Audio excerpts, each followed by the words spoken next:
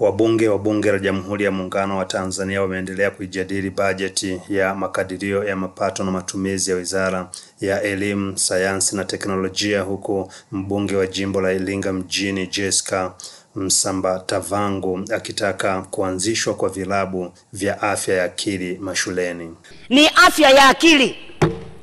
Kwenye shule zetu watoto hawa wanapataje skills au wanafundishwaje kuwa na afya ya akili?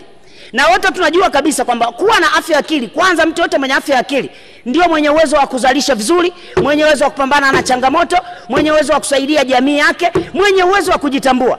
Sasa haya ni mambo ya muhimu kwa watoto wetu kuanzia ngazi ya chini. Leo tunaona kabisa katika masuala ya ukatili wa kijinsia, mambo mengi pia yamegundulika mashuleni.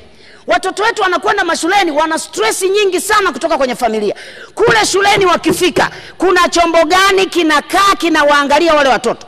Tuna watoto wengine wanazaliwa na ulemavu. Kutokana na taasisi zetu zilizopo, wengine wanashindwa kuwatambua toka huku chini.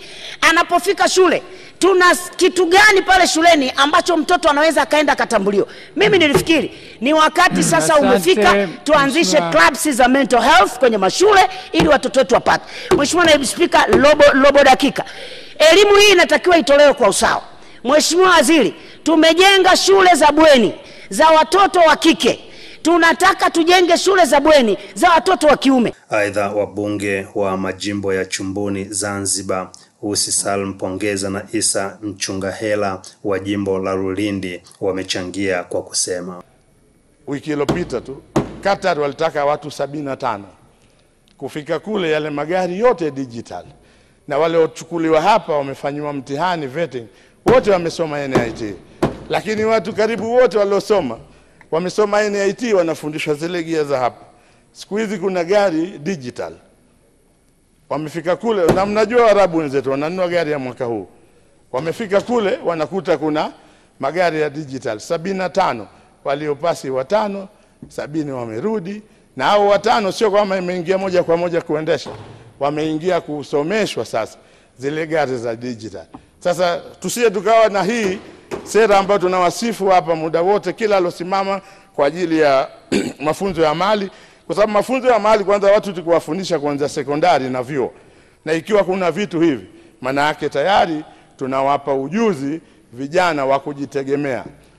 Maana yake nini sasa? Tukiwapa ujuzi wa kujitegemea, maana yake hata ile mindset ambazo watu wengi wanajua, mimi nikisoma nikiwa na degree 2 lazima niajiriwe. Lakini tangu yuko shule ameweza kupata ujuzi wa kutengeneza sabuni, mizinga ya nyuki na nini. Kwa hivyo au seremala, basi akimaliza hasubiri yeye mpaka apate ajira rasmi ya serikali au ya yale maeneo maalum. Atakwenda direct katika ile elimu ambayo amepata shuleni wakati wa kufanya anasoma haya mafunzo ya amali. Hili pia nilikuwa nataka nilisisitiza sana.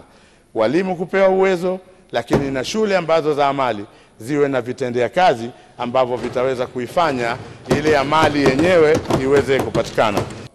Kwenye jimbo langu kumekuwa na changamoto kubwa sana ya walimu.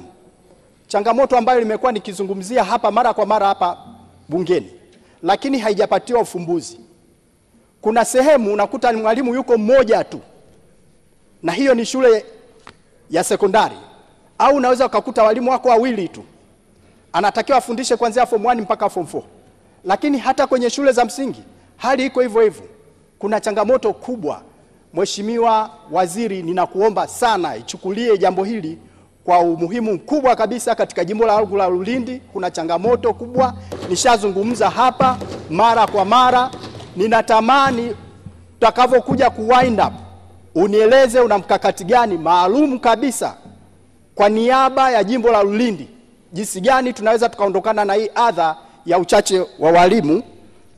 Hali kadhalika ningeshauri pia swala la ujenzi wa nyumba za walimu. Jambo hili lingeweza likasaidia sana kwa kiasi kikubwa walimu ambao wanaokuja wakaondoka kwa maana ya kutaka kuhama, kukimbia mazingira mabaya, wangeweza kushawishika kuishi. Kwa hiyo ningeshauri sana hizi shule za vijijini angalau basi kuwe na nyumba za walimu kwa kuanzia, kusudi walimu wanavyokuja waweze kuwa wana sehemu za kuishi. Kutoka hapa bungeni Dodoma, John Israel, Banda Media.